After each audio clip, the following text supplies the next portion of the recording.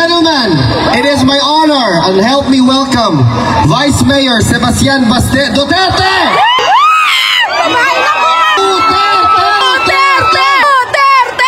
Magandang araw sa inyo lahat. Kumusta naman kayo? Maraming salamat sa lahat ng pinakita niyong suporta. Alam niyo naman na sa Pilipinas kami, yung tatay ko nandito ngayon, di ko pa nakikita. Kakarating ko lang kaninang umaga. Masaya naman ako na makita kayong lahat dito ngayon. Wala lang talaga kaming magawa sa sitwasyon ngayon.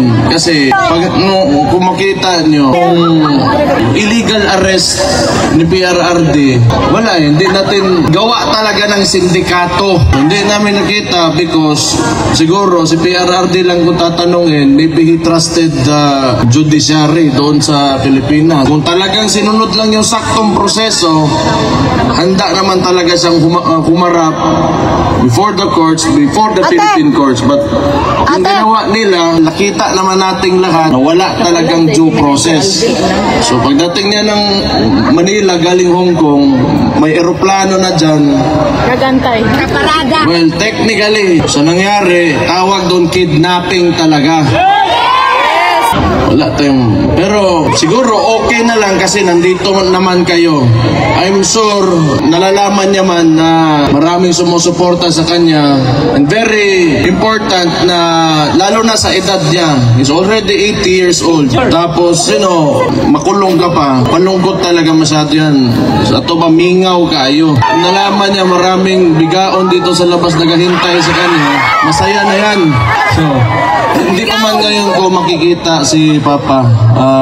Maybe tomorrow or the following day, sabihan ko na lang na ako lang yung huli nakapunta dito kasi ako yung naiwan doon sa Davao. Mayor kasi ako. So, happy to see you right now and personally magpasalamat sa inyo. And tayo naman lahat dito OFW, lalong-lalo na yung birthday din ni PRRD, ni Papa, no? Buong mundo nakita, nag-demonstrate talaga natin yung support natin, hindi man lang talaga particularly sa tatay ko, pero sa anong klaseng gusto natin na Pilipinas na magkaroon tayo. At talagang sigurado ako, hindi yung paraan ng administrasyon ngayon. So makita natin, ngayon din sa ilong eleksyon na nangyari, kung tingnan nyo sa Davao, wala kaming vote buying doon. Yes! For the longest time talaga dito sa Davao, si Roddy Duterte hindi niya sinanay ang mga taga Davao pagdating sa vote buying. Kasi yan, ang vote buying kasi, gawa lang yan ng kapitalista. Maghanda ka ng pera, tapos pagpasok ng eleksyon, gagamitin mo yung pera na yon para piliin kang tao, para ikaw yung piliin. So, ano ang consequence nun sa lugar nyo? Malamang, kung ikaw politiko ka at negosante ka rin at the same time, ang tendency niyan, babawiin mo yung nawala mo yung pera mo kasi nangapital ka pagpasok mo sa posisyon. So mahalaga, yun na nga, ever since ang ginagawa namin sa Davao, kinukuha namin yung mga nagbibigay na buying, but still, we vote for those who we truly believe should run government. So hindi na natin maiwasan na may mga politiko talaga gumagamit ng pera to convince para mabigay sa kanila yung boto. Pero isipin nyo, pag naglabas ng pera yan, that is what capitalists do. Hindi pwede yan na maglabas ng pera tapos bawiin, hindi nila bawiin. Malabo yan. Pero pwede naman talaga na kung pumasok sila dyan, o di parusahan nyo, you take their money, then you vote for those who sino talaga yung karapat-dapat na mamuno dyan sa lugar. So, nakita natin, tingin ko nga, ang pakiramdam ko sa Pilipinas, slowly, it is going through a transformation. Kasi itong election na ito, marami ang mga nanalong kasama natin. Kahit papano sa PDP laban, yung results na even without the resources that the opponents had, okay yung resulta natin kahit di man pumasok. Pero sige lang, simula pa lang to. At tandaan nyo, si Marcos, 3 taon na lang yung gago na yan. Gigil na! Bangag! Kung kinaya natin 3 taon, Ako sa Davao na bilang alkalde doon, pinahirapan nila ako. Wala. Bakit ako malakas? Bakit ang Davao City andyan pa rin ngayon? Bakit si VP, yung kapatid ko, hindi tumitigil? Kasi alam namin na kayong mga Pilipino, kayong mga OFW dito, nasa likod namin lagi. Kasi naiintindihan ko kayo, lalo na kayo mga OFW. That is why yung suporta talaga kang PRRD, at maraming salamat din sa kapatid ko, nasa kanila talaga. Kasi may point of comparison kayo because you're living outside of the Philippines, and lalo na dito sa Netherlands, dito mga Scandinavian welfare states, pati yan Germany. Alam nyo, yung pera ng tao na uuwi sa mga tao, yung pera natin, yung buwis natin binabayad dyan sa Pilipinas, ewan ko lang, putang ina ko nakabalik pa ba yan dyan sa putang ina. Grabe talaga ito magmula eh. Hindi mo na alam saan napunta, nasa bulsa ng mga kurap ng mga putang inang politiko yung yawa na sila tanan. Kung kayo naniniwala ng federalismo, ibang usapan yun. Sometimes kasi, you know why Marcos really manipulate and have almost absolute power? It is because of our unitary system of government. Yung presidential system of government natin, it allows the president to have almost total control of all government. Kailangan kasi, yung maganda sa, kung palitan natin yung system of government natin, sabihin natin federalism, hindi lang income yung napupunta sa mga sarili nating probinsya, but the functions of government as well. So decentralize yung Metro Manila ngayon and Malacanang, and the power will be devolved, and the functions and powers of the agencies will be devolved doon sa mga probinsya, sa mga local government units. So mangyayari pa ba? Pero that is one of the causes why Marcos can, you know, kaya lang naman gusto nila yung unitary system of government because power is centralized, and yung tatay kasi ni Marcos noon was a dictator, and you can have cronies. Yung mga ambisyoso masyado dyan sa gobyerno na kahit mali ginagawa, gusto niyan gayahin nila noon sa panahon ng Marcos Sr. May mga cronies si Marcos Sr. sila General Ver, sila Enrile kaniadtong panahon. Yan ang gusto nila, yung mga Marbel, yan si Torre, mga Remulla. Kasi ang susunod dyan, so itong mga ambisyoso, mga putaragis na itong mga politiko at nasa gobyerno ngayon, na kahit mali na ginagawa pa rin, gusto niyan, they will join that dictatorship and they will be the cronies of the new Marcos, kaning Junior, na bangag ang putang ina ngayon. So kaya makita nyo why unusual talaga masyado ang movement ng mga tao na nasa gobyerno na kahit mali nilalabag yung batas pero ginagawa pa rin. It's because not out of their jobs or functions in government, but it's out of selfishness. Pero hindi talaga yan because ngayon kahit tingnan nyo ilang demonstrations na nangyari since yung gago na Marcos na yan, nagsimula yan sa kapatid ko. You know, wala man talaga sana kong problema, pero ginatawag nila magnanakaw yung kapatid ko dahil lang sa confidential funds na yan eh. Pero ito yung sasabihin ko, ang tanong ko lang, sana ba? Just to, you know, for the sake of argument, kung ang presidente merong billions in terms of confidential fund, tapos gusto nila i-impeach yung kapatid ko for 125 million pesos, in terms of amount, who is more impeachable? Ang billion or ang million? Yan, isa yan.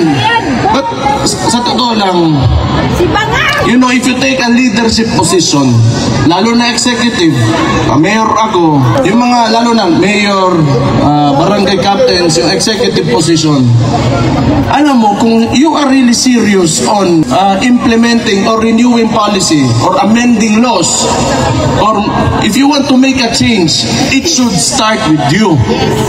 Kung sinasabi sana nitong Marcos na ito na masama may confidential funds, then it should start with him pababa, so that he will be the example that we will follow. And yet, you are sinisingle out mo yung isang tao. Ano ibig sabihin nun? It's because of politics. When you should be there leader, nandyan ka to lead the country and fix, what is broken and continue what has already been done. That is good for every peace-loving citizen in the Philippines. Pero anong ginagawa? Ever since, ito lang talaga sa buhay ko, medyo nakita ko noon, Pinoy, before that, with Ramos and Erap, na we are, a bit tolerant when it comes to government, but this is the only time that I've seen the Philippines that is so divided. Yes! And how can you live with that? Sir, Ikaw, okay naman Presidente, unya, you allow your people to suffer and even make lies. Antod karon, imong tag-20 nga bugas, wagya po na niabot.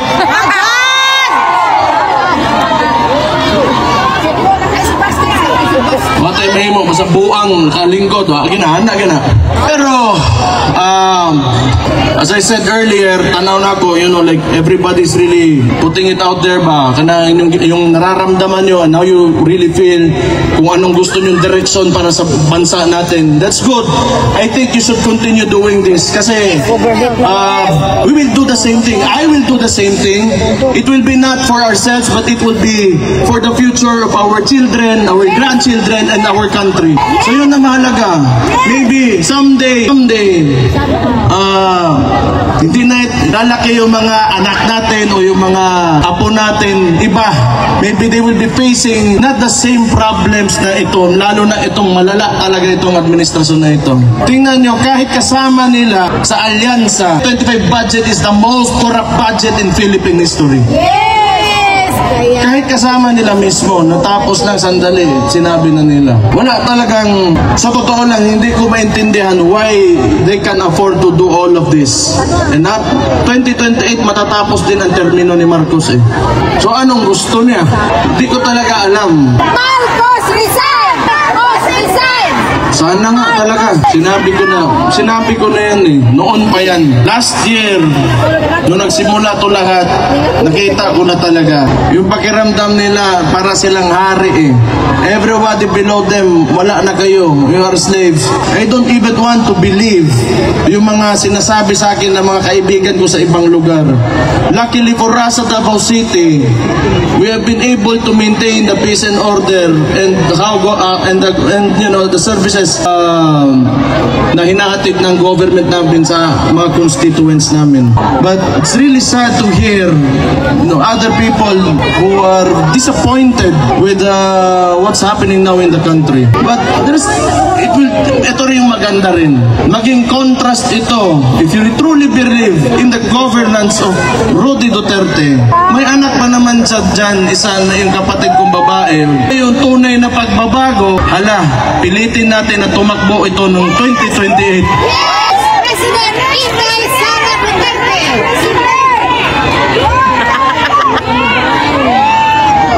Ano tingin na 2028, Sara Duterte for President? Sabihin ko kayo man nagsabi may pagkasuntukin ako yan. Pero ito yung gamitin talaga natin na experience natin when the government fails its people. Ito yung best example talaga, itong gobyerno talaga na ito. Kahit man lang sa puro kalokohan talaga. Kahit press release, kalokohan, puro kasinungalingan, puro politics. Wala kayong makita bagong tulay ngayon. Wala kayong makita. Ewan ko na lang. But anyway, ayoko na magsalita masyado ng sobra pa nito. I'm just happy to be here, to see all of you, and sa mga lahat ng nakikinig na mga OFW na sa ibang bansa ngayon. Alam ko malakas talaga ang suporta ni Papa galing sa mga OFW natin. Salamat, kaayos niyong tanan. Sayaw mo na, sayaw! Sayaw! Sayaw daw sa sir! Sayaw! Sayaw sa daw, Ilyas! Hindi kabayran ang suporta ngayon yung ginapakita. So, on my part, bilang anak ni Rudy Duterte, I will look for a way and I will fight for you back in the Philippines when I go back there. May 3 taon pa, hindi nila ako natakot for the first 3 years, and I'm sure hindi nila ako matatakot for the next 3 years. Malabo yan kay mga pisot sila, buisit. Sayaw sa daw, sir! We remain to be peaceful and God-fearing Filipino citizens. The have aspirations for our country. Yes. Yes. Andun naman kami lahat, yung mga kababayan nyo, nandun, lumalaban talaga kami. At naman tayo, ang problema lang talaga sa Pilipinas, because of very centralized government, those, yung mga nasa taas, may mga posisyon, dynasties, gusto ng ganun eh. Because they can maintain their power. Because it's a conservative form of government.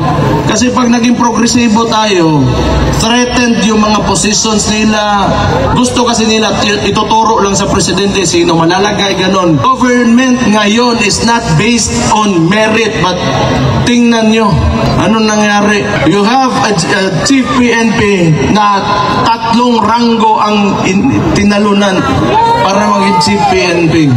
It's because this is not merit-based promotion. Pabor-pabor-based promotion eh. Diba? Balik na ako dito, I have to face that. Basig unsa na po'y buhato na ng diwata. Nagbenta na ng Paris overload. Sumali ng party list. Naging kidnapper, naging chief PNP si Diwata. Gago. Nadamay pa si Diwata. Si Raulo.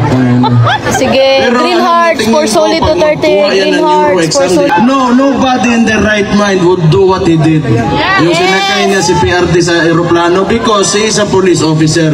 He knows the due process. Kung nag-iisip talaga yon, kung may sakto yung utak niya, hindi no, bagsak sa neuro yan. Sigurado ako. Along the way, may bakukang na may suot sa utok, ana ba? Sa ulo.